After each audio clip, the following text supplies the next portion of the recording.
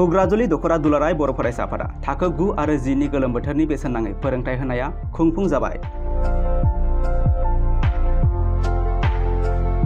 सनितपुर जिल्लानि सिङाव थानाय हुग्राजुलि दखरा दुलाराय बर' फरायसा आफादा थाखो 9 आरो 10 नि गोलोम बोथोरनि बेसेन नाङै फोरोंथाय होनाय हाबाफारिया 3 जुलाइनिफ्राय जागायनानै दिनै खुंफुं जायो।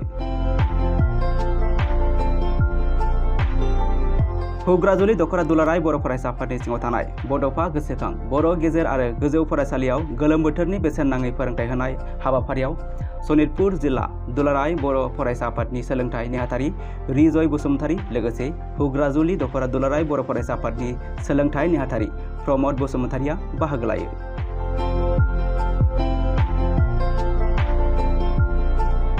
लोगोसे हुग्राजुलि दखरा दुलाराय बर' फरायसा आफादनि आफादगिरि नरेन मुसाहारि लोगोसे नेहाथारि रतन ब्रह्म आरो बायदि बिबानगिरि सोद्रोमाफोराबो बाहागो लायो।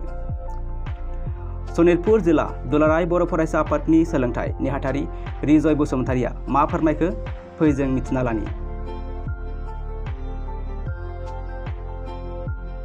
हुग्राजुलि दखरा दुलाराय बर' फरायसा आफादा दुलाराय बर' फरायसा आफादनि बिथोन बायदि जि गोलोम बोथोरनि जि बन्द बे सानाव हुग्राजुलि आनसलिक एबसुनि सिङाव थानाय गुबुन गुबुन जि फरायसालिनि थाखो 9 आरो 10 नि फरायसाफोरखौ बेसेन नाङै गोलोम बोथोरनि जि फोरोंथाय बादा बेखौ मिरु एबसुनि बिथोन बायदि बिथांमोना 15 दिन दिनैजों 15 दिन जाबाय दिनै फोजोबनाय हाबाफारि बे हाबाफारिखौ बिथांमोना मावफुंनो हादों आरो बिनि थाखाय आङो सनितपुर जिल्ला दुलाराय बर' फरायसा आफादनि जानानै आङो बिथांमोननिसिम रोजा रोजा साबायखर जासिदों आरो गिबियाव आङो साबायखर जासिबावनो लुबैयो बे दखरा आफादा कचिं क्लास होनायाव बिथांमोनखौनो जि फोरोंगिरिनि जि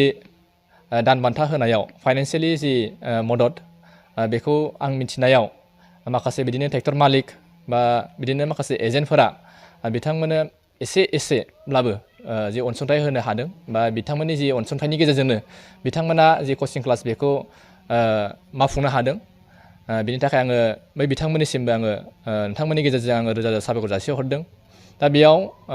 दुलाराय बर' फरायसा आफादा बर' हारिनि गेजेराव बर' फरायसाफोरखौ लानानै जि मोनसे मिशन फोसावदों बेनो जाहैबाय गुन गोनां सोलोंथाइमोन सिगाङाव दा गुन गोनां सोलोंथाइ जांख्रिखांनाय दा बेखौनो नोजोर बोनानै जि गोलोम बोथोरनि सानाव फरायसाफोरा जोंनि बर' फरायसाफोरा जि गरम बन्द मोनबाय हिसाबै जों बांसिनखौनो मिन्थियो गोबां फरायसाफोरानो नाङा फाङा माखासेया एन्टि ससियेल एक्टिभिटियावबो इनभल्भ जायो आरो माखासेया बिदिनो ओरैनो लेखा फरायालासिनो न'आव थायो सोरबा आलासि जायो सोरबा बेरायो दा बेखौ हुग्राजुलि दखरा दुलाराय बर' फरायसा आफादा जि कचिं क्लास होनानै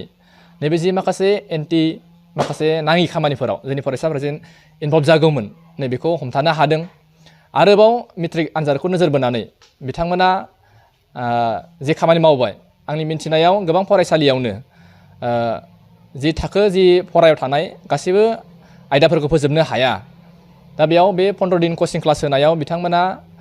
जि मोननैसो आयदाखौ फोजोबनो हाबाय बे मोननैसो आयदानिफ्राय आंनि मिन्थिनायाव बा आङो आसा खालामो बेयाव जों मिन्थिनायाव 1 नाम्बारनि थाखायनो मेट्रिकआव फेल जायो बा फार्स्ट डिभिजन मोननो हाया जायो 1 नाम्बारनि थाखायनो बा 1 नाम्बारनि थाखाय लेटार मोना जायो फरायसाफोरा। आं आसा खालामो बे 15 दिन कचिं क्लास होनायाव 1 नाम्बारनिख्रुइ बांसिन बा 5 नाम्बार बा 10 नाम्बार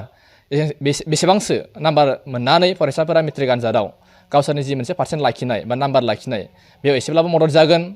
आरो जि गुन गोनां सोलोंथाइ मोननांगौनि थाखाय जि हाबाफारि लादों दुलाराय बर' फरायसा आफाद एबसुआ जि बे हाबाफारिया मोगथां महर मोनथों आरो बेयाव जि बावसोमनानै जि खामानि मावबाय हाबाफारिफोरखौ जाफुंहोनायाव आं बिथांमोन गासैनिसिमबो आं साबायखर जासिनानै दिनै हुग्राजुलि दखरा दुलाराय बर' फरायसा आफादा जोबथा जि कचिं क्लास होनाय हाबाफारि बेयाव आङो बाहागो लाफैनानै आं गोजोननाय मोन्दों आरो बिथांमोननिसिमबो आङो साबायखर जासिनानै बेखिनियाव फोजोबनाय जाबाय। गोजोन्थों।